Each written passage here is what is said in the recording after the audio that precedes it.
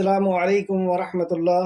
ان الحمد للہ نحمده ونستعینه ونستغفره ونعوذ باللہ من شرور انفسنا ومن سیئات اعمالنا من يهده الله فلا مضل له ومن يضلل فلا هادي له واشهد ان لا اله الا الله واشهد ان محمدا عبده ورسول۔ ہر قسم کی تعریف اور شکر اللہ رب العزت کے لیے لائق اور زیبا ہے، جو ساری کائنات کو وجود بخشنے والا، ہر مخلوق کی حفاظت کرنے والا اور ہر مخلوق کی ہر ضرورتوں کا پورا کرنے والا ایک و تنہا ہے۔ درود و سلام ہو انبیاء اکرام پر، خصوصاً نبی مکرم رحمت للعالمین امام الانبیاء محمد الرسول اللہ صلی اللہ علیہ وسلم پر، جنہیں انس اور جن کی رشد و ہدایت کے لیے مبعوث فرمایا گیا، اور آپ نے اس منصب رسالت کا حق ہر قسم کی قربانی دے کر کے ادا کیا کہ خود خالق کائنات نے فرمایا ان اللہ وملائکۃ یصلون علی النبی یا ایھا الذین آمنوا صلوا علیہ وسلموا تسلیما۔ اللہم صلی علی محمد وعلی آل محمد کما صلیت علی ابراہیم وعلی آل ابراہیم انک حمید مجید۔ اللہم بارک علی محمد وعلی آل محمد کما بارکت علی ابراہیم وعلی آل ابراہیم انک حمید مجید۔ معزز سامعین کرام، آج انشاءاللہ سورہ لقمان کی آیت نمبر 12 سے کلاس رہے گی۔ اللہ رب العزت سے دعا ہے کہ اللہ رب العزت جو نصیحتیں اور جو احکام و مسائل اللہ رب العزت نے ان آیت مبارکہ میں بیان فرمائے ہیں، اللہ اس پہ ہمیں ایمان دے، اس پہ ہمیں غور فکر کرنے کی توفیق دے، اس پہ ہمیں ایمان دے اور عمل کے ساتھ لوگوں تک پہنچانے کی توفیق عطا فرما، آمین یا رب العالمین۔ لفظی ترجمے کے اوپر غور کریں۔ اعوذ باللہ من الشیطان الرجیم، اے اللہ ہم تیری پناہ میں آتے ہیں شیطان سے، اے اللہ تو ہمیں شیطان کے مکر و فریب سے بچا لے۔ بسم اللہ الرحمن الرحیم، اللہ کے نام سے جو بڑا مہربان بار بار رحم فرمانے والا ہے۔ وَلَقَدْ، اور البتہ تحقیق، آتینا، دی ہم نے، لقمان کو، حکمت، جب حکمت دی تو بدلے میں کیا چاہیے؟ انشکر للہ، یہ کہ اشکر، شکر کرو، للہ، اللہ کا، ومن، اور جو یشکر، شکر کرے، فإنما، تو بے شک، یشکرو، وہ شکر کرتا ہے، لنفسہ، اپنی ہی نفس کے لیے، اسی کا اس میں فائدہ ہے۔ ومن، اور جو کفرا، ناشکری کرے، کفر کرے، فإنہ، تو بے شک، اللہ غنی، بہت بے نیاز ہے، حمید، خوب تعریف والا ہے، اسے ہمارے شکر کی کوئی ضرورت نہیں ہے، وہ غنی ہے اور حمید، اس کی بہت حمد ہے، ہر مخلوق اس کی حمد کر رہی ہے۔ وَإِذْ، اور جب، قالا، کہا، لقمان نے، لابنہ، اپنے بیٹے سے، وَهُوَ، جب کہ وہ، یعظہ، وہ نصیحت کر رہا تھا اسے، یا بنیا، اے میرے بیٹے، لا تشرک، نہ تو شریک ٹھہرا، باللہ، ساتھ اللہ کے، ان الشرک، بے شک شرک، لظلم عظیم، یقیناً ظلم ہے، عظیم، بہت بڑا۔ تفسیر ابن کثیر جلد نمبر 4 صفحہ نمبر 656۔ وَلَقَدْ آتَيْنَا لُقْمَانَ الْحِكْمَةَ، اور بلا شبہ ہم نے لقمان کو حکمت دی۔ لقمان کون ہے؟ اس تعلق سے امام سفیان کی روایت ملتی ہے کہ حضرت ابن عباس رضی اللہ عنہ سے روایت کیا ہے کہ لقمان ایک حبشی غلام اور نجار تھے یعنی بڑھئی تھے۔ مجاہد رحمت اللہ علیہ فرماتے ہیں کہ لقمان نبی نہیں تھے بلکہ ایک صالح شخص تھے، ایک نیک، اللہ رب العزت کے نیک شخص تھے۔ لقمان حکیم کے تعلق سے، حکیم مطلب علاج کرنے والے حکیم نہیں، حکمت، اللہ رب العزت نے حکمت دی تھی، اس کو ہم آگے سمجھیں گے۔ تو لقمان حکیم کے تعلق سے بہت سی روایتیں ملتی ہیں، اور وہ ساری روایتیں اسرائیلی روایتیں یعنی قرآن و حدیث سے نہیں ہیں۔ قرآن سے جو ہمیں ملتا ہے وہ وَلَقَدْ آتَيْنَا لُقْمَانَ الْحِكْمَةَ، کہ اللہ رب العزت نے لقمان کو حکمت عطا فرمائی، اور لقمان علیہ السلام کی حکمت کا ذکر اللہ سبحانہ تعالیٰ نے کیا کہ انہوں نے اپنے بچوں کی تربیت کیسے کی۔ تو لقمان حکیم کے تعلق سے بنی اسرائیلی بہت سی روایتیں ملتی ہیں، لیکن صحیح سند سے ثابت نہیں ہے۔ بنی اسرائیلی روایتوں کا نہ ہم اقرار کر سکتے ہیں نہ انکار کر سکتے ہیں، ہاں جو صحیح سند سے ملے اسے ضرور قبول کیا جائے گا۔ یعنی لقمان حکیم کے تعلق سے کہ وہ کس قوم اور برادری سے تھے، کس دور میں آئے تھے، آپ کا نسب کیا تھا، وغیرہ وغیرہ۔ کچھ اہم اور مشہور باتیں جو لقمان حکیم کے تعلق سے تھی وہ یہ ہے کہ حضرت جابر بن عبداللہ سے پوچھا گیا کہ لقمان کے بابت آپ کو کیا معلوم ہے، تو انہوں نے فرمایا کہ وہ چھوٹے قد کے تھے۔ یہ بھی سب بنی اسرائیلی روایتیں ہیں، اور ان کی شباہت کے تعلق سے کہ یہ حبشی غلام کی طرح تھے، قد ان کا چھوٹا تھا، سیاہ رنگ تھا، ناک چپٹی تھی اور بڑے بڑے اونٹ تھے۔ یہاں پہ یہ بات بتانے کا میرا مقصد یہ ہے کہ اللہ سبحانہ و تعالیٰ کی عطا قوم، برادری، رنگ اور ظاہری خوبصورت کو نہیں دیکھتی۔ اللہ سبحانہ و تعالیٰ تو ہمارے دلوں کو دیکھتا ہے، ہم کس جاتی اور برادری سے ہیں، ہمارا رنگ اور ہماری شباہت کیا ہے، یہ سب تو اللہ ہی نے بنایا ہے۔ اللہ جس بندے کو نوازتا ہے اس کے دل کو اللہ رب العزت دیکھتا ہے، اس کے دل کے اندر اللہ کی محبت، اللہ کا تقوی دیکھتا ہے اللہ۔ اسی میں سے ایک سیدنا لقمان ہے۔ لقمان حکیم کے تعلق سے ایک بہت ہی حکمت والی بات کہ حضرت لقمان ایک حبشی غلام تھے اور ان کے آقا نے ایک دن ان سے کہا کہ اس بکری کو ذبح کرو۔ بکری ذبح کی گئی، کہا کہ اس کے گوشت میں سے سب سے بہتر 2 بوٹیاں لا کر کے دو، 2 حصے اس کے جسم سے لا کر کے دو، اس کے گوشت سے۔ تو لقمان نے اس کی زبان اور دل لا کر کے دے دیا۔ کچھ عرصہ گزرا، پھر ان کے مالک نے کہا کہ اس بکری کو ذبح کرو، دوسری بکری، کہا کہ اس بکری کے اندر سے 2 بوٹیاں لا کر دو جو سب سے بدترین ہو۔ پہلے کہا تھا کہ سب سے بہتر ہو، وہ 2 بوٹیاں لا کر کے دو، اب کہہ رہے ہیں کہ سب سے بدترین ہو، وہ بوٹیاں لا کر کے دو۔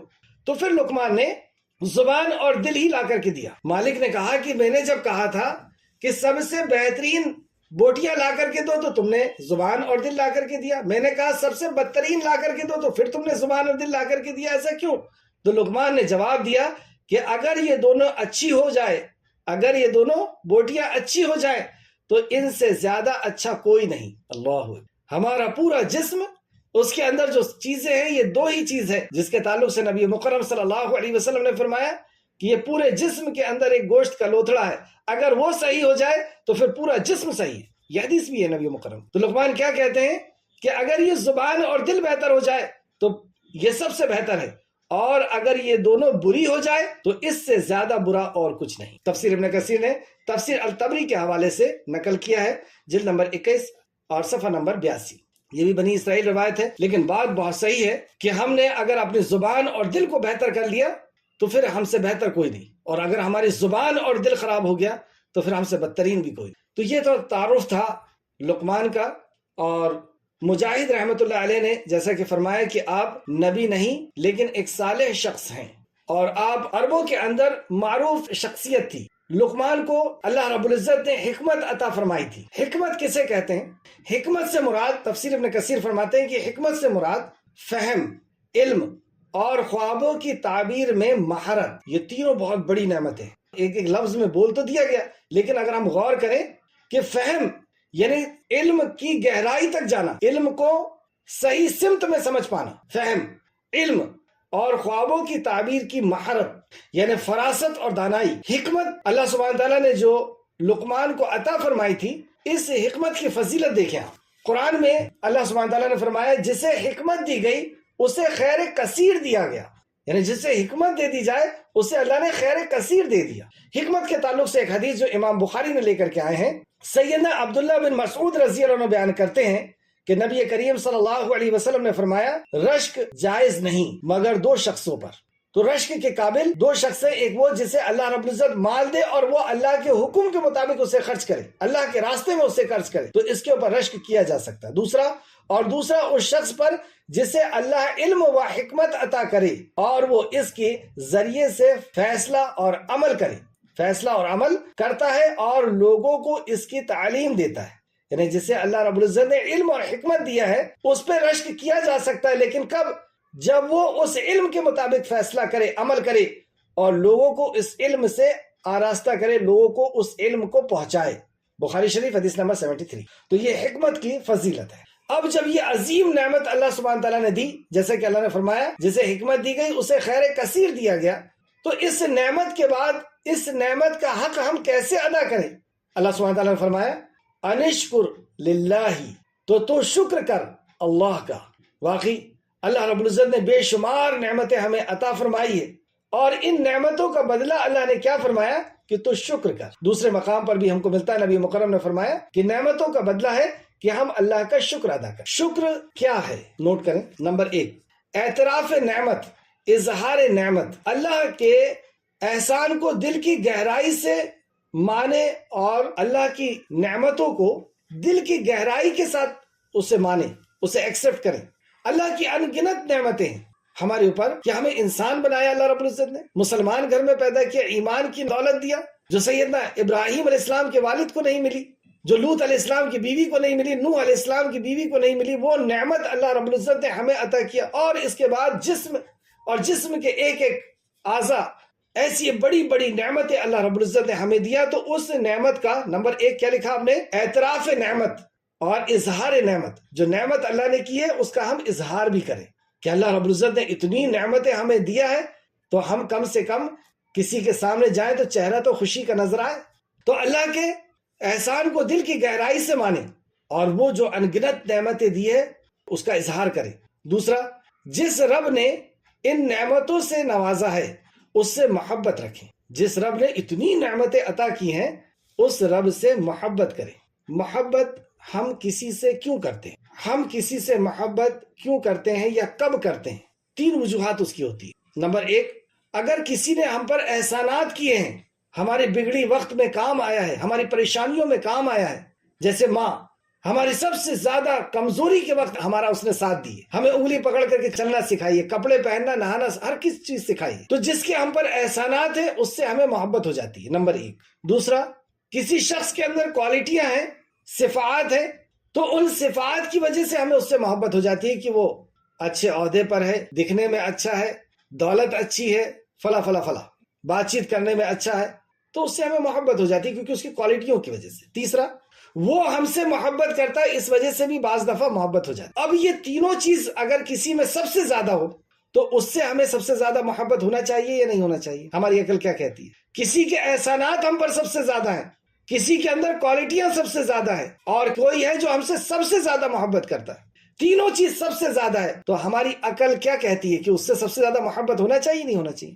اب اس معیار پر، اس پیمانے پر رکھیں ہم اپنے آپ کو اور اپنے خالق کو، کہ ہمارا خالق، اس کے کیا احسانات ہیں ہم پر، اور جو احسانات اللہ سبحانہ و تعالیٰ کے، وہ احسانات کوئی کر بھی نہیں سکتا۔ اس نے آنکھ دیا، کوئی نہیں دے سکتا، اس نے زبان دیا، اس نے زندگی دیا، اس نے روح دیا، اس نے سانس دیا، اس نے دھڑکن دیا، کوئی نہیں دے سکتا۔ یہ احسانات ہیں اس کے کہ بڑے بڑے حادثوں سے اس نے بچایا، بڑی بڑی بیماریوں سے اس نے بچایا۔ دوسرا، اللہ رب العزت کی جو صفات ہیں، وہ صفات بھی کسی کی نہیں ہو سکتی۔ لیسا کمثلہ شیء، ہم گراٹے مار کر کے سوتے رہتے ہیں لیکن وہ رب ہمیں دیکھ رہا ہوتا ہے، وہ ہماری سانسوں کو چلا رہا ہوتا ہے، وہ ہماری دھڑکنوں کو چلا رہا ہوتا ہے۔ ایسی کوالٹی تو کسی کی نہیں ہو سکتی۔ اور پھر محبت، کئی ہزار ماؤں سے زیادہ محبت کرنے والا وہ رب ہے ہمارا۔ محبت رحمت کے اس نے 100 حصے کیا، 1 حصہ دنیا میں بھیجا ہے، اس میں سے یہ محبتیں ہیں۔ تو اللہ رب العزت کے پاس کس قدر محبت ہے ایک اپنی مخلوق کے لیے، اپنے بندے کے لیے۔ تو یہ سب چیز سب سے زیادہ اللہ سبحانہ تعالیٰ کی ہے، تو ایک عقل مند شخص سب سے زیادہ محبت بھی اسی سے کرے گا۔ تو دوسرا پوائنٹ، جس رب نے ان نعمتوں سے نوازا ہے اس سے محبت بھی سب سے زیادہ ہونا چاہیے۔ تیسرا، تواضع، جس رب نے نعمتیں دی، جس رب سے ہم محبت کرتے ہیں تو اس کے ساتھ ہمارا تواضع اور عاجزی اور انکساری ہونا چاہیے۔ تواضع، عاجزی، انکساری اختیار کریں، کیونکہ وہ آپ کا محسن ہے، آپ کا وہ مربی ہے۔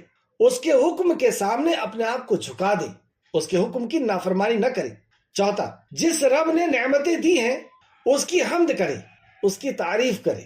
پانچواں، اللہ نے جو نعمتیں دی ہے ان نعمتوں کو اللہ کی اطاعت اور اللہ کی فرمانبرداری میں صرف کریں۔ اللہ نے جو نعمتیں دی ہیں ان نعمتوں کو اللہ کی اطاعت میں لگا دیں، جیسے اللہ رب العزت نے صحت دی ہے، اللہ رب العزت نے تندرستی دی ہے، آنکھیں دی ہے، کان، دماغ دیا ہے، اللہ کی اطاعت۔ اور چھٹواں اور سب سے اہم جو مجھے لگا، نعمت کی نسبت، جو نعمتیں اللہ رب العزت نے دی ہے اس کی نسبت اللہ کی طرف کریں، اس کی نسبت مخلوق کی طرف نہ کریں، کیونکہ ساری نعمتیں اللہ سبحانہ تعالیٰ نے ہمیں عطا کی ہے۔ اگر اس 6 پوائنٹ کے ساتھ ہم اللہ رب العزت کا شکر ادا کریں گے تو اس سے کیا اللہ رب العزت کی شان بڑھ جائے گی؟ اللہ رب العزت آگے فرماتا ہے، وَمَن يَشْكُرْ فَإِنَّمَا يَشْكُرُ لِنَفْسِهِ، اپنی ہی نفس کے لیے، اور جو کوئی شکر کرے تو یقیناً وہ اپنے ہی ذات کے لیے شکر کرتا ہے، یعنی اس سے اللہ کا کوئی فائدہ نہیں ہونا ہے، وہ اپنی ہی ذات کے لیے شکر کرتا ہے۔ تو اس شکر کرنے سے ہمارا کیا فائدہ ہوگا؟ غور کریں، بے شمار فائدے، اس میں سے صرف ایک فائدہ وقت کو دیکھتے ہوئے، جب ہم اللہ رب العزت کی نعمتوں کو یاد کرتے ہیں، اس کے احسانات کو یاد کرتے ہیں، اس کی محبت کو یاد کرتے ہیں، تو ہمارے اندر ایک مثبت سوچ پیدا ہوتی ہے، پازیٹیو تھنکنگ پیدا ہوتی ہے۔ اور پازیٹیو تھنکنگ ہماری زندگی میں کتنا اہم رول ادا کرتی ہے پتہ ہے آپ کو؟ سیدنا ابراہیم علیہ السلام دیکھیں پازیٹیو جو ہوتا ہے، جو مثبت سوچ والا ہوتا ہے، اللہ کے لیے مثبت سوچ والا ہوتا ہے، اسی کے ساتھ ہمیں رہنا چاہیے. جیسے کہ سیدنا ابراہیم علیہ السلام اپنے بیٹے اسماعیل سے ملنے کے لیے گئے. اسماعیل علیہ السلام گھر میں نہیں تھے، ان کی بیوی تھی. ان سے پوچھا آپ کون؟ کہا کہ میں اسماعیل کی بیوی. کہاں گئے اسماعیل؟ بتایا کہیں گئے ہیں. کیسی چل رہی ہے آپ کی زندگی؟ بہت پریشانی ہے، گھر میں یہ چیز نہیں ہے، وہ چیز نہیں ہے، یہ صبح سے چلے جاتے ہیں، ایسا ہوتا ہے ویسا ہوتا ہے.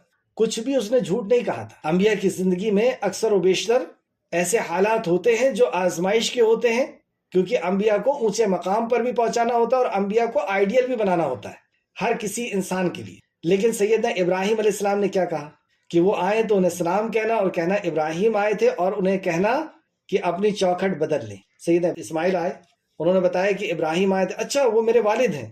کیا کہا انہوں نے سلام کہا ہے اور کہا ہے چوکھٹ بدل لینا. تو کہا دیکھو وہ میرے والد تھے اور انہوں نے کہا ہے کہ میں تمہیں طلاق دے دوں، چوکھٹ بدل لو، یعنی میں اب تمہیں نہ رکھوں. مطلب ایسا شخص جس کی سوچ مثبت نہ ہو وہ ساتھ میں رہنے لائق نہیں. کیا اس عورت نے غلط کہا تھا؟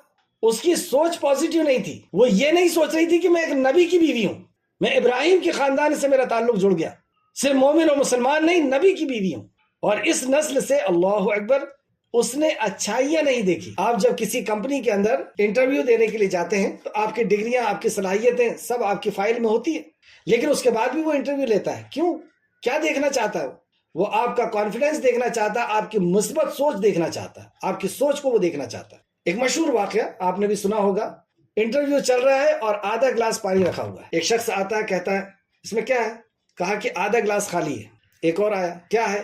آدھا گلاس پانی ہے اور آدھا گلاس پانی نہیں ہے. تیسرا آیا، اس میں پانی ہے. تینوں نے سچ بات کہا تھا. پاس کون ہوگا؟ اس میں پانی ہے. اس کی سوچ مثبت ہے، یعنی یہ میری کمپنی کا جو پروڈکٹ ہے اس کو کانفیڈنس کے ساتھ، اس کی اچھائی کو دیکھتے ہوئے، اچھائی بتاتے ہوئے بیچ پائے گا. اور جو یہ پہلے سے کہہ رہا ہے کہ اس میں آدھا گلاس پانی نہیں ہے، اس کے اندر صرف اس کو برائیاں ہی نظر آئے گی.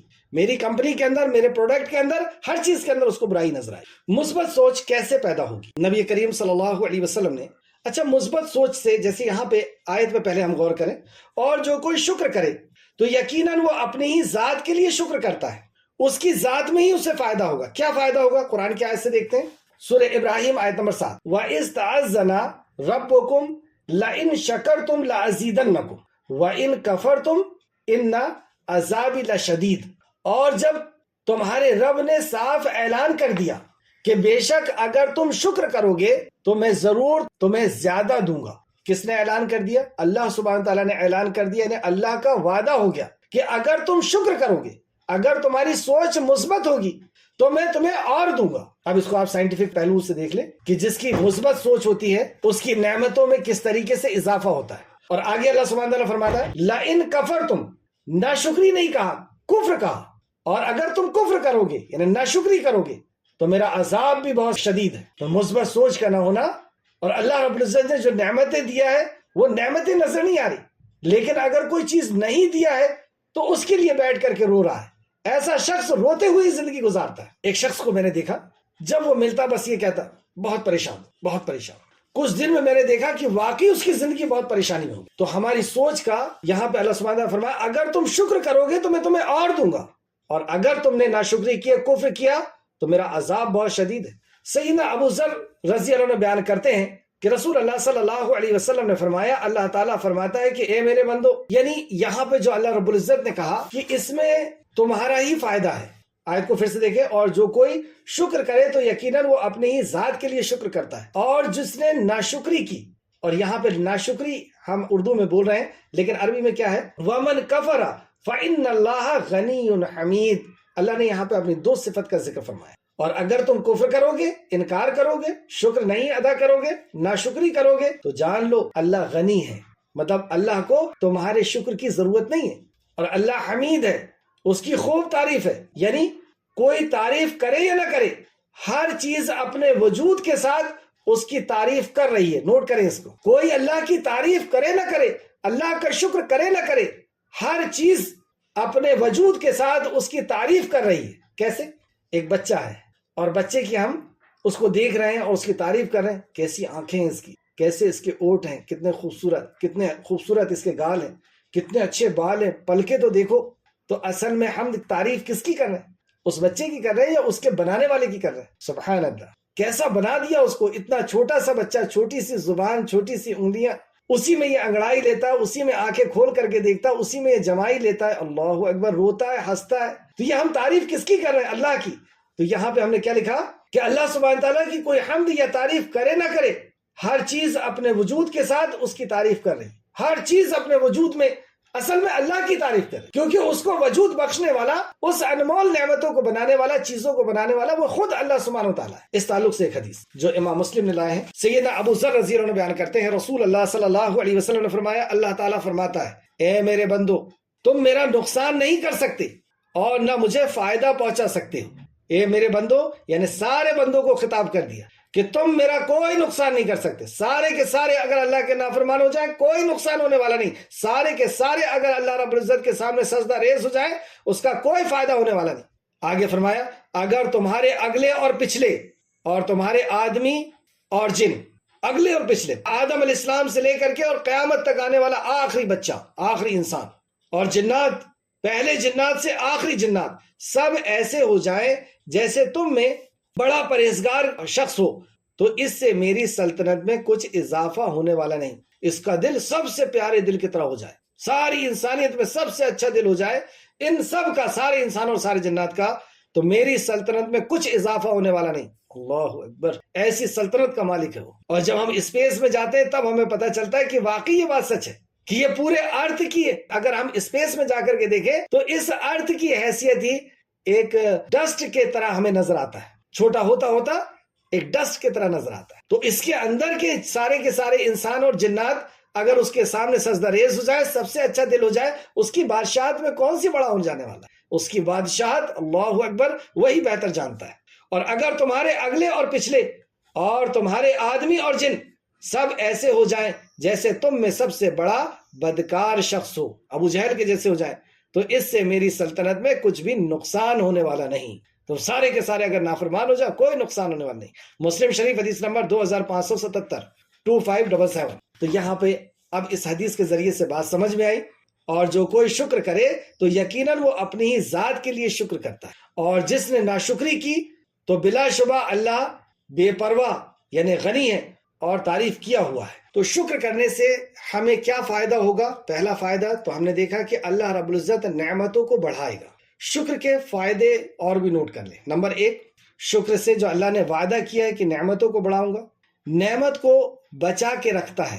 شکر جو ہے وہ نعمتوں کو بچاتا ہے، کیونکہ نعمت بڑھے گی یعنی جو ہے وہ نعمت بچ جائے گی، گھٹے گی نہیں۔ شکر قید کرنا ہے جو موجود ہے، اسے جو ہمارے پاس ہے اسے ہم نے قید کر لیا شکر کر کے، یعنی ہم نے اسے بچا لیا۔ شکر جو مفقود ہے اس کا شکار کرتا ہے، شکر جو مفقود ہے اس کا شکار کرتا ہے، یعنی ہم شکر کریں گے تو جو چیز نہیں ہے وہ ہمیں ملے گی۔ سبحان اللہ۔ شکر معبود کے تقرب یعنی اس کی قربت کا ذریعہ ہے۔ شکر ہمیشہ کے گھر کے ثواب کا ذریعہ ہے، یعنی جنت کے ثواب کا ذریعہ ہے۔ ہم اپنا محاسبہ کریں کہ ہم نے آج کس چیز کا شکر کیا اور کتنا شکر کیا، اپنی زبان سے، اپنے چہرے سے، اپنے کپڑے سے، لوگوں سے ملنے سے کتنا شکر کیا۔ کیوں نہیں ہے ہمارے اندر یہ شکر کا جذبہ؟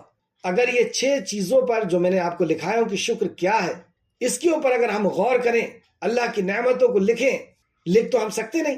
پوری سمندر کو سیاہی بنا دیے جائے اور پورے درختوں کو قلم، تو اللہ رب العزت کی باتیں ہم نہیں لکھ سکتے، اللہ کی انعامات، اللہ کی نعمتیں ہم نہیں لکھ سکتے، لیکن لکھیں، اس سے ہمیں پتہ چلے گا کہ اللہ نے ہمیں کیا عطا کیا ہے۔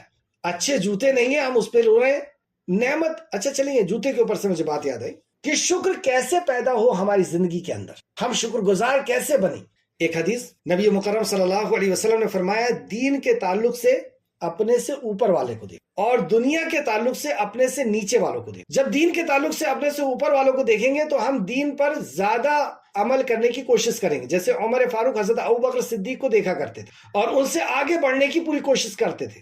لیکن دنیا میں اپنے سے نیچے کو دیکھو تو اس سے شکر گزاری پیدا ہو۔ ہم جوتے نہیں ہیں اس کے لیے رو رہے ہیں، اس شخص کو دیکھیں جس کے پیر ہی نہیں ہیں، اپنے آپ شکر گزاری آ جائے گی۔ اس کے بعد یہ 6 پوائنٹس جو ہم نے آپ کو لکھائے ہیں، اس کے اوپر اللہ کی نعمتوں کے اوپر غور کریں، اللہ کی عطا کے اوپر غور کریں، اللہ کے انعامات کے اوپر غور کریں، تو ہمارے اندر شکر گزاری پیدا ہو۔ اور شکر گزاری بہت بڑی نعمت ہے، جسے شکر گزار دل مل جائے اور ذکر کرنے والی زبان مل جائے، اللہ ہم سب کو عطا فرمائے۔ آگے آئے آیت نمبر 13، پچھلی آیت سے اس آیت کی نسبت کو پہلے سمجھ. یہ حکمت سے بھری ہوئی بات جن کی ہے، اللہ رب العزت نے پہلے ان کا تعارف کرایا کہ یہ بات وَلَقَدْ آتَيْنَا لُقْمَانَ الْحِكْمَةَ، اور بلا شبہ ہم نے لقمان کو حکمت دی تھی. تو یہ اللہ کی عطا تھی جو لقمان کو ملی تھی، اور اللہ نے انہیں حکم دیا کہ اللہ کا تو شکر ادا کر. تفسیر ابن کثیر فرماتے ہیں کہ جس کے اندر حکمت ہوتی ہے اس کے اندر شکر گزاری بھی ہوتی ہے. تو حکمت سے بھری ہوئی اب لقمان کی باتیں سنیں. جیسے کہ کل میں نے آپ کو بتایا تھا کہ علامہ ابن قیم رحمۃ اللہ علیہ حکمت کی تعریف کرتے ہوئے بیان کرتے ہیں کہ اچھا کام اچھے طریقے پر اچھے وقت پہ کرنا یہ حکمت ہے. اچھا کام اچھے طریقے پر اور اچھے وقت پر کرنا یہ حکمت. تو لقمان علیہ السلام کی اس نصیحتوں میں آپ دیکھیں گے کہ وہ اچھا کام کرتے ہیں، یعنی نصیحت کرتے ہیں، اپنے بچے کو تعلیم دیتے ہیں. اچھا کام کر تعلیم دے رہے ہیں، اپنے بچوں کو اچھی تعلیم دے رہے ہیں. دوسرا وقت انہوں نے چنا کہ بچپن میں انہیں تعلیم دے رہے ہیں، کیونکہ بچپن میں جو چیز سکھا دی جائے وہ ہمیشہ باقی رہتی ہے. اور طریقہ عمدہ طریقہ. اب طریقہ دیکھتے ہیں ہم. آیت نمبر 13 وَإِذْ قَالَ لُقْمَانُ لِابْنِهِ وَهُوَ يَعِظُهُ يَا بُنَيَّ لَا تُشْرِكْ بِاللَّهِ إِنَّ الشِّرْكَ لَظُلْمٌ عَظِيمٌ. اور یاد کرو جب لقمان نے اپنے بیٹے سے کہا تھا، بے شک وہ نصیحت کرتے ہی رہتے تھے اور اپنے بیٹے کو انہوں نے نصیحت کی. تو لقمان علیہ السلام کی نصیحت کو اللہ رب العزت نے اتنا پسند کیا کہ اسے اپنے کلام کا حصہ بنایا. اور آپ اپنے بچے کو نصیحت کر رہے ہیں تو نصیحت میں سب سے پہلے کس بات کا خیال رکھ رہے ہیں؟ سب سے پہلے یا بنیا، اے میرے پیارے بیٹے، سب سے پہلے اپنے انداز کا خیال رکھ. دوسرا بچپن میں تعلیم دے رہے ہیں. تیسرا سب سے پہلے کس چیز کی تعلیم دینا چاہیے اس چیز کی تعلیم دے رہے ہیں. ایک بات ہم بہت اچھی طریقے سے سمجھ لیں کہ یہ بچے ہمارے پاس نعمت ہے اللہ سبحانہ و تعالیٰ. ہم نے انہیں دعاؤں سے مانگا ہے، منتوں سے مانگا ہے. اور انبیاء علیہ السلام کو بھی آپ دیکھیں کہ دنیا میں اللہ رب العزت سے اولاد مانگی ہے. ربی حبلی من الصالحین. یہ بات الگ ہے کہ انہوں نے صالح اولاد مانگی اور ہم نے خوبصورت اولاد مانگی، ہم نے صحت والی اولاد مانگی. اللہ نے ہمیں خوبصورت اولاد دے دی. کاش کہ ہم صالح اولاد مانگنے والے بھی ہوتے. اللہ ہم سب کو توفیق عطا فرمائے. تو یہ بچے ہمارے گھر میں ہمارے محبوب بچے ہیں جنہیں اگر بخار بھی ہو جائے تو ہماری راتوں کی نیند اڑ جاتی ہے. صبح سے شام تک ماں اور باپ انہی بچوں کے لیے صبح سے شام تک دوڑ دھوپ کر رہے ہیں.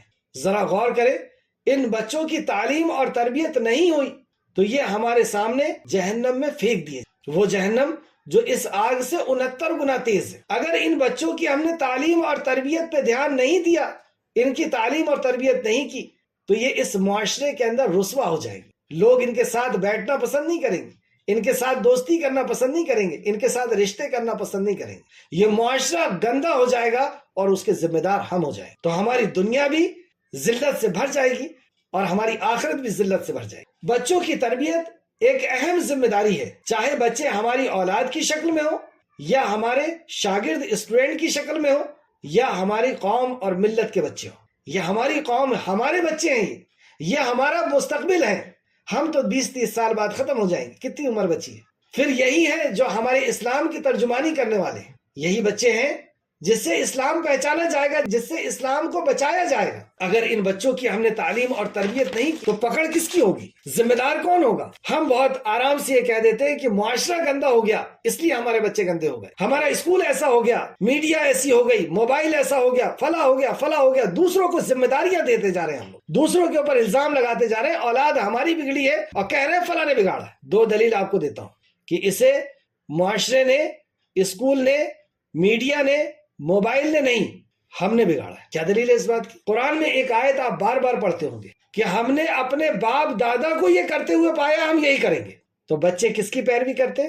باپ دادا کی پیروی. قرآن سے دلیل، حدیث سے دلیل لے. رسول مکرم صلی اللہ علیہ وسلم نے فرمایا بچہ فطرت پر پیدا ہوتا ہے، یعنی اللہ اسے مسلمان پیدا کرتا ہے، اللہ اسے توحید پرست پیدا کرتا ہے. فطرت پہ پیدا ہوتا ہے یعنی دین پر مسلم پیدا ہوتا ہے. پھر رسول مکرم صلی اللہ علیہ وسلم نے فرمایا پھر اس کے ماں باپ اسے یہودی، نصرانی یا مجوسی بنا دیتے ہیں. کون بناتا ہے؟ ماں باپ اسے یہودی، نصرانی یا مجوسی بناتے ہیں. کس کو ذمہ دار ٹھہرایا رسول مکرم صلی اللہ علیہ وسلم نے؟ یہودی بنایا. یعنی یہودی کیا کرتے ہیں؟ بیاج کا کاروبار، شراب، ایک دوسرے کو لڑانا، یعنی جتنے بھی کرائم آپ کو عروج بڑے کرائم دکھیں گے وہ یہودیوں کے اندر ملیں گے، نصرانیوں کے اندر ملیں گے. یعنی یہ کرمنل کون بناتا ہے؟ ان کو ان کے ماں باپ بناتے. کس نے یہ بتایا؟ رسول مکرم صلی اللہ علیہ وسلم۔ بخاری شریف حدیث نمبر 1359، 1359۔ یعنی اگر ہمارے بچوں کا دین یعنی کیریکٹر بہت اچھا نہیں ہے تو اس کے ذمہ دار ہم خود ہیں، کیونکہ اللہ نے اسے مسلم پیدا کیا تھا۔ دوسری حدیث ایک اور دیکھیں، رسول مکرم صلی اللہ علیہ وسلم نے فرمایا تم میں سے ہر آدمی نگراں ہے اور تم میں سے ہر آدمی اپنی رعایا کا ذمہ دار ہے، یعنی وہ اس کے ماتحت جو لوگ ہیں وہ اس کا ذمہ دار ہے، یعنی شوہر بیوی کا بھی ذمہ دار ہوگا، باپ جو ہے بچوں کا بھی ذمہ دار ہوگا، ماں بچوں کی بھی ذمہ دار ہوگی، ہمارے ماتحت جو ہے ہمارے اسٹوڈنٹ کے ذمہ دار ہم ہوں گے، ہمارے نوکر چاکر کے ذمہ دار ہم ہوں گے، تو ہمارے ماتحت جو لوگ ہیں اس کی باس پرس ہم سے کی جائے۔ اب آپ کے ذہن میں ایک بات آ رہی ہوگی، کیا ہم نے بچے کو جھوٹ بولنا سکھایا ہے؟ کیا ہم نے بچے کو رف انداز میں بات کرنا سکھایا ہے؟ کیا ہم نے بچوں کو بڑوں کے ساتھ ادب نہ کرنا، چھوٹوں کے شفقت نہ کرنا، کیا ہم نے یہ سکھایا؟ جی ہاں۔ بچے کس طرح سیکھتے ہیں پتہ ہے؟ آج آپ پریکٹیکل کریے گا، ایک بچے کے سامنے بناوٹی غصے کا چہرہ لے کر کے جائیے، چھوٹا بچہ ہے، بناوٹی غصے کا چہرہ لے کے جائیے، وہ رونے لگے گا۔ تھوڑی دیر بعد بچے کے سامنے مسکراتا ہوا چہرہ لے کے جائیے، وہ مسکرانے لگے گا، ہنستے ہوئے جائیے، ہنسنے لگے گا۔ مطلب وہ آپ کے امپریشن تک سے سیکھتا ہے۔ کیا سمجھ رہے ہیں آپ؟ نبی مکرم نے فرمایا پہلا مدرسہ ماں کا گود۔ گود میں کیسے سیکھ رہا ہے؟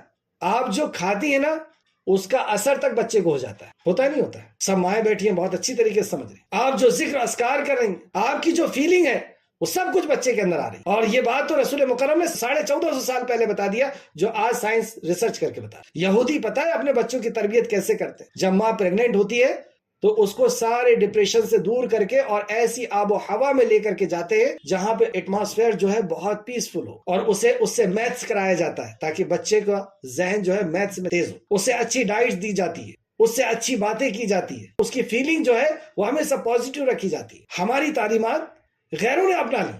اب ہم کہتے ہیں کہ، اور بعض دفعہ اکثر و بیشتر بہنیں یہی کہتی ہیں کہ ان سے موبائل ہم نہیں چھین پا رہے۔ موبائل کیسے آ گیا ان کے پاس؟ اس نے ماں اور باپ کو 24 گھنٹے موبائل ہاتھ میں رکھتے ہوئے دیکھا۔ ایک اور چیز سمجھ لیں، بچہ جو ہے اپنے ماں باپ کو ہی آئیڈیل بناتا ہے، کیونکہ اس کے سامنے وہی ہوتے ہیں اور اس کی ہر ضرورت کا پورا کرنے والے بھی وہی ہوتے ہیں، تو ماں باپ سے وہ محبت بھی کرتا ہے۔ تو انسان جس سے محبت کرتا ہے اسی کو آئیڈیل بھی بناتا ہے۔ باپ شام میں آیا موبائل ہاتھ میں، سو رہا ہے موبائل ہاتھ میں، کھانا کھا رہا ہے موبائل ہاتھ میں، تو اس کی بھی عادت ویسی بن گئی۔ باپ جھوٹ بول رہا ہے، شوہر بیوی جھگڑا کر رہے، وہ دیکھ رہا ہے کہ ماں باپ سے جھگڑا کر رہی ہے۔ آپ یہ بتائیں نا، بچے کے اندر غصہ کہاں سے آ جاتا ہے؟ کیوں سائیکل پھینکتا ہے وہ؟ کیوں کوئی چیز پٹکتا ہے؟ کہاں سے آیا غصہ؟ کہاں سیکھا اس نے؟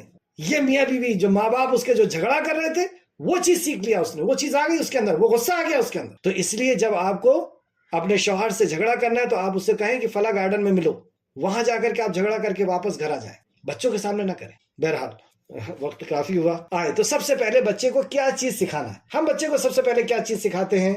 اور صحیح چیز سکھاتے ہیں۔ جو بھی بچہ شعور کی عمر پہ آتا ہے تو ہم اس کو سب سے پہلے سکھاتے ہیں بیٹا یہ امی ہے، بیٹا یہ ابو ہیں۔ کیوں سکھاتے ہیں؟ ہم اس لیے سکھاتے ہیں کہ اس کی ضرورت کو ماں باپ ہی پوری کریں گے۔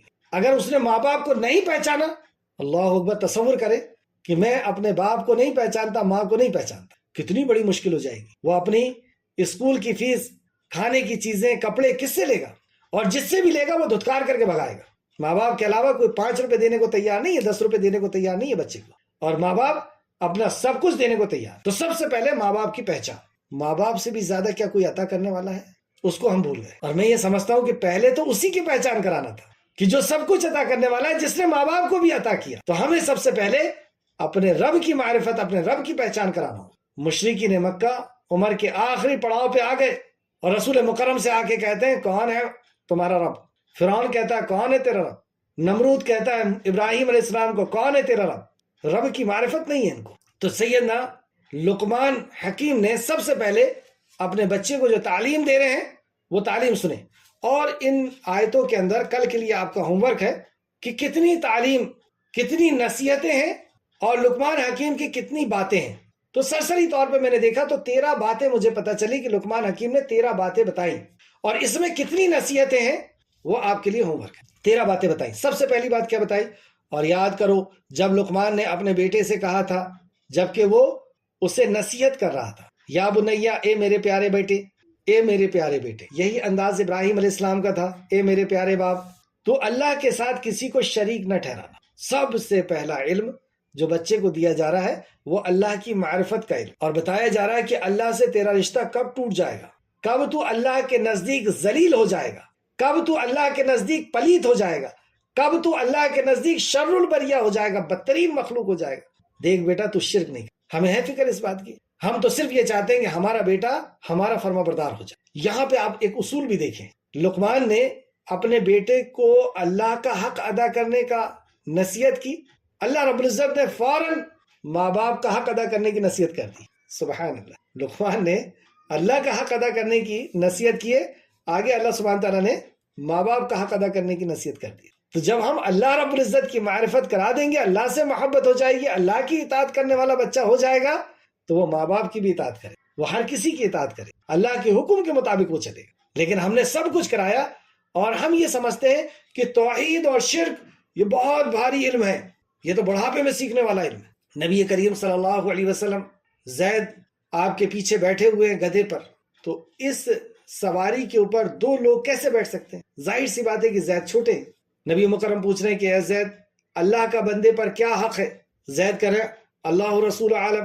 پہلے تو بات کیے، نبی مکرم زید کے لیول پر آ کر کے بات کرتے ہیں، کیسے کرتے ہیں؟ اے زید، زید کہتے ہیں یا رسول اللہ میں حاضر ہوں اور اس بات پہ خوش ہوں کہ میں آپ کے ساتھ ہوں۔ سواری تھوڑی دیر آگے چلی، پھر رسول مکرم کہتے ہیں اے زید، زید کہتے ہیں یا رسول اللہ میں حاضر ہوں اور میں اس بات پہ خوش ہوں کہ آپ کے ساتھ ہوں۔ اس حدیث کے اندر بہت سے نکات ہیں، ابھی وقت نہیں ہے بتانے کا۔ مقصد یہ کہ نبی صلی اللہ علیہ وسلم ایک چھوٹے بچے کو کتنی بھاری بات بتا رہے ہیں۔ یہ اصل میں بھاری نہیں ہے، یہی علم سب سے پہلے دینے کا ہے، اور توحید بچوں کو بہت جلدی سمجھ میں آتی ہے۔ ہماری بہنوں کے ساتھ جو بچے بیٹھے ہوئے رہتے ہیں، ایک مرتبہ میں نے ان بچوں کی بات سنی تو مجھے سمجھ میں آیا کہ یہ ماں سے زیادہ اچھے توحید کو سمجھ۔ کلاس کے بعد انشاءاللہ ایک واقعہ بتاؤں گا بچے کا، تو آپ کو پتہ چلے گا واقعی ماں سے زیادہ اچھا بچہ توحید کو سمجھ گیا، ساتھ میں بیٹھ کر کے۔ توحید اصل میں فطری چیز ہے، یہ بہت جلدی کیچ ہوتی ہے، بہت جلدی بچہ سمجھتا ہے، اور اگر وہ توحید اور شرک کو سمجھ گیا، اللہ کی اسے معرفت حاصل ہو گئی، تو پھر وہ اللہ کے احکام کو پورا کرے گا۔ اور اللہ کی اگر معرفت نہیں ہوئی تو پھر وہ اللہ کے احکام کو کیسے پورا کرے گا؟ جب اللہ سے محبت ہو جائے گی